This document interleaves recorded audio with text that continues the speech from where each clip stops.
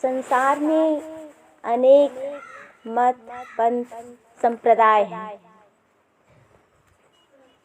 जिनका उद्देश्य होता है कि समाज को हमारे द्वारा सही दिशा मिले, सही रास्ता मिले।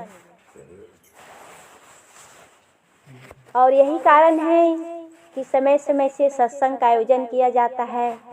और आज बड़े ही सौभाग्य की बात है कि आपके ग्राम पिपरिया में दीदी जी के यहाँ संत जन पधारे हुए हैं और सत्संग रखे हैं, जिसमें आप सब, हम सब उपस्थित हुए हैं और सत्संग से लाभ ले रहे हैं।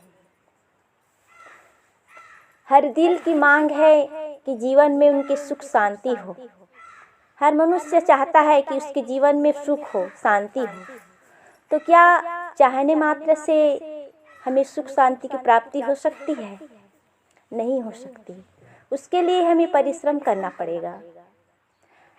लोगों को यह भ्रम है कि कहीं बाहर तीर्थों में जाकर, मंदिरों में जाकर याचना करने से, यज्ञ करने से, मंत्र तप करने से हमारी मनोकामना पूर्ण हो जाएंगी।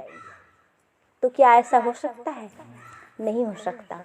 जब तक हम अपने कर्म में सुधार नहीं लाएंगे, जब तक हम सत्कर्म नहीं करेंगे, तब तक हमें सुख शांति की प्राप्ति नहीं हो सकती। और हम मंदिरों में जाकर देवी के पास चुनरी चढ़ाते हैं, वहाँ श्रीफल चढ़ा करके, अनेक प्रकार के मिष्ठान चढ़ा करके उनसे आशीर्वाद लेना चाहते हैं। तो क्या जो मंदिरों में मूर्ति रखी हुई हैं, वो मूर्तियाँ हमें आशीर्वाद दे सकती हैं? हमें वहाँ से आशीर्वाद मिल सकता है? नहीं मिल सकता। हमें तो आशीर्वाद हमारे सद्गुरु से मिलता है, संत जनों से आशीर्वाद मिलता है, माता पिता से आशीर्वाद मिलता है। आइए इन्हीं बिंदुओं पर थोड़ा विचार करें। हमें किनसे आशीर्वाद मिल सकता है?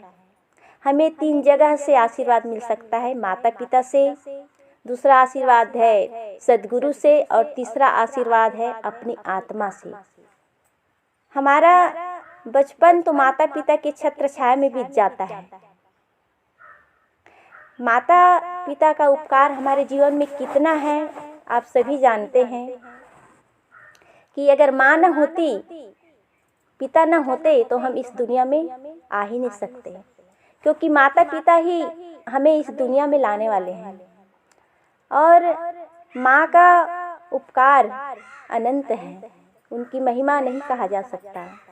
एक कवि के मन में हुआ कि क्या माँ से बढ़कर कोई इस दुनिया में है। उन्होंने माँ की उपमा करने के लिए कॉपी कलम लेकर के बैठ गए और सोचने लगे कि माँ, मैं तुम्हारी तुलना समुद्र से करता हूँ, तो समुद्र तुम्हारे आगे छोटा नजर आता है। क्यों? क्योंकि समुद्र में रत्न तो भरा हुआ है, उसमें गंभीरता भी है, लेकिन क्या होता है, समुद्र का पानी खारा होता है, उसे पी नहीं सकते मनुष्य। कवि कहते हैं कि माँ, तुम्हारे आगे यह समुद्र छोटा है, क्योंकि इसका पानी खारा होता है, लेकिन माँ, मैं तुम्हारा जो दूध में पिया था बचपन में, वह तो अमृत था, उसमें मिठास था। इसलिए हे माँ, तुम्हारी तुलना समुद्र से नहीं किया जा सकता। कवि आगे फिर विचार करते हैं और कहते हैं कि माँ, तुम्हारी तुलना मैं सूर्य से करता हूँ, तो सूर्य भी तुम्हारे आगे छोटा नजर आता है, क्योंकि सूर्य पूरे संसार को प्रकाशित तो करता है, रास्ता तो दिखाता है, लेकिन मेरी माँ, तूने मुझे रास्ता ही नहीं बल्कि बचपन में उंगली पकड़ करके मुझे चलना भी सिखाया है। इसलिए हे माँ, तुम्हारे आगे इस सूर्य का तुलना नहीं किया जा सकता। कभी आगे फिर विचार करते हैं कि माँ, मैं तुम्हारी तुलना चंद्रमा से करता हूँ, जो सबको, पूरे संसार को शीतलता प्रदान करता है।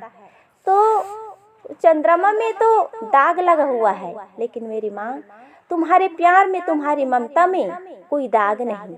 माँ का प्यार, माँ की ममता बेदाग होती है।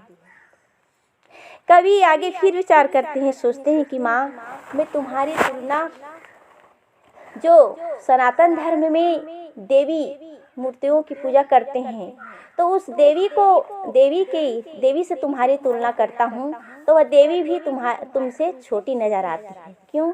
क्योंकि कहा जाता है देवी तो वरदान देती है, लेकिन मेरी माँ तूने तो मुझे जीवन दान दिया है। क्योंकि माँ ही बच्चे को जन्म देती है, इसलिए बच्चा इस दुनिया में आता है। हम सब इस दुनिया में माँ के ही आशीर्वाद से ही, माता पिता के द्वारा ही इस दुनिया में आए हुए हैं। फिर कवि आगे विचार करते हैं कि माँ, मैं तुम्हारी तुलना हिंदू परंपरा के माने गए ब्रह्मा विष्णु महेश से करता हूँ, तो वह भी तुम्हारे आगे छोटे नजर आते हैं। क्योंकि ब्रह्मा विष्णु में नहीं समा सकते और विष्णु ब्रह्मा में नहीं समा सकते, बल्कि ये तीनों माँ में ही समाये हुए हैं। तभी तो कहा गया है कि माँ बच्चे को जन्म देती है, इसलिए ब्रह्मा है। माँ बच्चे को अच्छे संस्कार देती है, इसलिए वह विष्णु है। माँ बच्चे का उद्धार करती है, इसलिए वह शिव है। तो यह ब्रह्मा विष्णु महेश ये तीनों माँ में समाये हुए हैं। तो कहा भी गया है कि जननी जन्मभूमि से स्वर्गे दपि गरियसी। जननी और जन्मभूमि से बढ़कर कहीं भी कोई स्वर्ग नहीं है। तो कहीं मंदिरों में जाकर या तीर्थों में जाकर हमें आशीर्वाद मिलेगा, हमें हमारे सारे बुरे कर्मों से छुटकारा मिल जाएगा, हमारे सारे पाप धुल जाएंगे। यह सब भ्रम है। जब तक हम अपने कर्मों में सुधार नहीं लाएंगे, तब तक हमें अपने कर्मों का फल भोगना ही पड़ेगा। तो हमें आशीर्वाद बाहर कहीं नहीं मिल सकता। हम घर बैठे हमारे घर में जो बुजुर्ग हैं, माता पिता हैं, दादी दादा हैं, उनकी आज्ञा का पालन करें, उनकी सेवा करें, उनकी पूजा करें, तभी हमें घर बैठे आशीर्वाद मिल सकता है। पूजा करने का मतलब घर में जो बड़े बुजुर्ग हैं, माता पिता हैं, उन्हें समय से नाश्ता दे, समय से भोजन दे, समय से दवाई दे दे, यही असली पूजा है। और यदि ऐसा हम करते हैं तो हमें उनके द्वारा आशीर्वाद मिलेगा। और साथ साथ घर में जो छोटे बच्चे हैं उनको भी अच्छा संस्कार मिलेगा। यदि हम चाहते हैं कि घर के छोटे बच्चे जो हैं उसे अच्छा संस्कार मिले, वह आगे चल कर के हमारी आज्ञा का पालन करे, तो उसके लिए क्या करना होगा? हमें भी वैसे जीना होगा। हम यदि घर में बड़े बुजुर्ग की मर्यादा करते हैं, उनकी आज्ञा का पालन करते हैं, तो आगे चल कर के जो छोटा बच्चा है वह भी आपका सम्मान करेगा, आपका मर्यादा करेगा, वह आपकी आज्ञा का अवहेलना नहीं करेगा। और यदि हम बच्चे के सामने अपने माता पिता बुजुर्ग जो भी हैं उनकी आज्ञा की अवहेलना करते हैं, उनका अनादर करते हैं, तो सामने जो बच्चा है वह भी देखता है और आगे चल करके उसे वैसे ही कुसंस्कार प्राप्त होता है। तो हमें चाहिए कि हम अच्छे संस्कारों की पूंजी संग्रहित करें, जिससे जो बच्चा है उसे भी अच्छा संस्कार मिले। एक भरा पूरा परिवार था,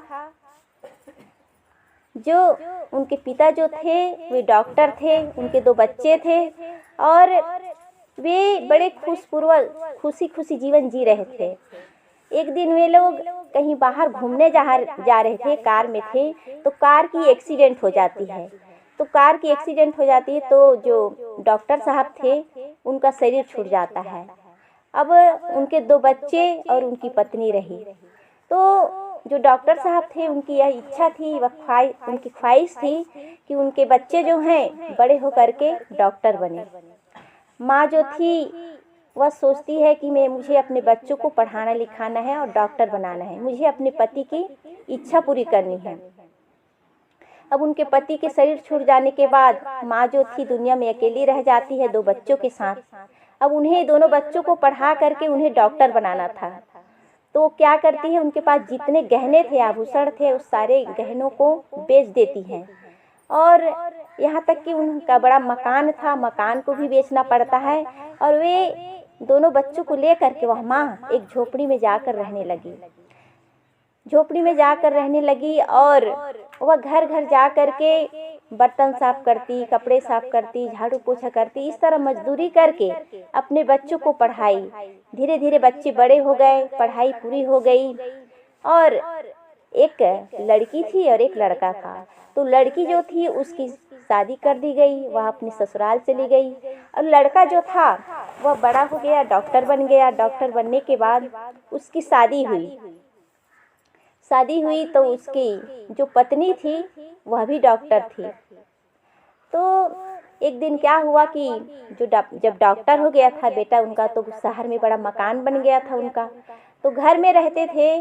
तो जब उसकी बहू डॉक्टर थी तो उनके दोस्त लोग, मित्र लोग जब उनसे मिलने आते तो उनकी सासू माँ जो थी बाहर निकल जाती, उन लोगों से बात करने लग जाती। तो जो उसकी बहू थी वह कहती कि माँ जी आप बाहर मत निकला करिए, जब मेरे मित्र लोग, दोस्त लोग आते हैं तो आप बाहर मत निकला करिए, आपको बात करने के लिए नहीं आता है।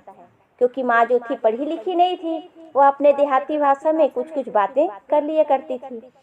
और जब गांव के लोग आते थे, जब उस माँ जो थी उनके रिश्तेदार लोग आते थे, तो बहू उनसे ठीक से बात व्यवहार नहीं कर पाती थी, उनकी मर्यादा नहीं कर पाती थी। तो कहना चाहिए दोनों सास बहू का विचार नहीं मिल पा रहा था। तो एक दिन क्या हुआ कि शाम को जो उस माँ के लड़के थे, बेटा जो था वह हॉस्पिटल से आता है, तब देखता है कि घर में सास और बहू दोनों आपस में उलझे हुए थे। तो वह लड़का जो था वह जाता है अपनी पत्नी के पास और कहता है कि क्या बात है, क्यों लड़ रहे हो तुम लोग। तो उसकी पत्नी जो थी वह कहती है कि मुझे अब इस घर में नहीं रहना है और तुम्हें रहना है अपनी माँ के साथ, तो तुम रहो, मैं तो चली मैके, अब मैं इनके साथ नहीं रह सकती। तो लड़का जो था वह समझाता है अपनी पत्नी को कि देखो मैं अपनी माँ से अलग नहीं रह सकता, मैं अपनी माँ को नहीं छोड़ सकता। आज मेरी जो हैसियत है, आज मेरे पास जो कुछ है वह सब मेरी माँ की वजह से है, तुम मान जाओ। लेकिन वह जो उसकी पत्नी थी वह नहीं मानती, वह कहती है कि नहीं, तुम्हें रहना है तो रहो अपनी माँ के साथ, मुझे तो यहाँ बिल्कुल नहीं रहना है। ऐसे पूरे बहुत देर रात तक उन दोनों की, पति पत्नी में आपस में लड़ाई होती रही, झगड़ते रहे। फिर उनकी बात सुलझी नहीं, उलझा ही रहा। फिर सुबह हुई तो जो लड़का था वह अपनी माँ के रूम में जाता है और कहता है कि माँ आप जल्दी से तैयार हो जाइए, आपको एक नए घर में ले जाऊंगा। तो माँ जो थी वह कहती है कि बेटा तुम मुझे कहाँ ले चलोगी।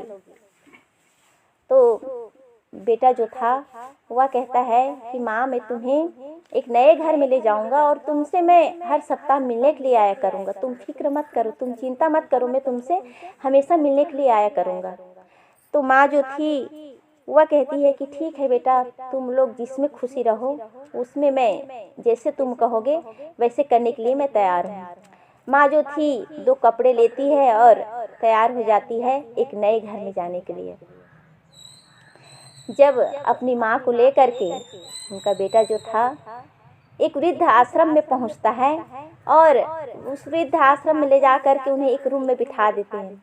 उस रूम में जा कर के माँ जो थी एक कुर्सी रखी हुई थी वहाँ बैठ जाती है और रोने लगती है। फिर बेटा जो था वह अपने माँ के साथ वह भी दुखी हो जाता है और समझाता है कि माँ देखो मैं तुमसे मिलने आया करूँगा, तुम इतना दुख क्यों हो रही हो, इतने रो क्यों रही हो, तुम शांत हो जाओ।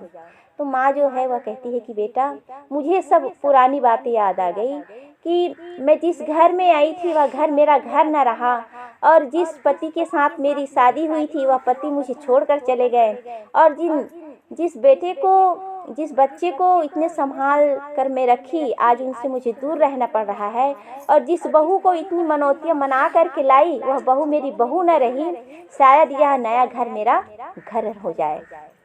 तो इस तरह वह माँ रोते से सिकते वहाँ बैठी रहती है। बेटा जो था अपनी माँ को समझा करके वहाँ से चला आता है। ऐसे करते करते 2.5 साल बीत जाता है और उस माँ के जो बेटा था वह अपनी माँ के लिए हर महीने 500 रुपये भेजाता था। तो ऐसे करते करते 2.5 साल बीत गया। 2.5 साल समय बीत गया और माँ जो थी अपने बच्चे का इंतज़ार किया करती थी। कभी कभी उनके बेटे उनकी बहू मिलने आ जाती थी। फिर ऐसे करते करते 2.5 साल हो गया। 2.5 साल में उनकी बेटी 2-4 बार बस आए रहे होंगे मिलने। फिर वह इंतज़ार करती ही रहती थी कि मेरा बेटा मुझे कभी तो यहाँ से ले जाएगा।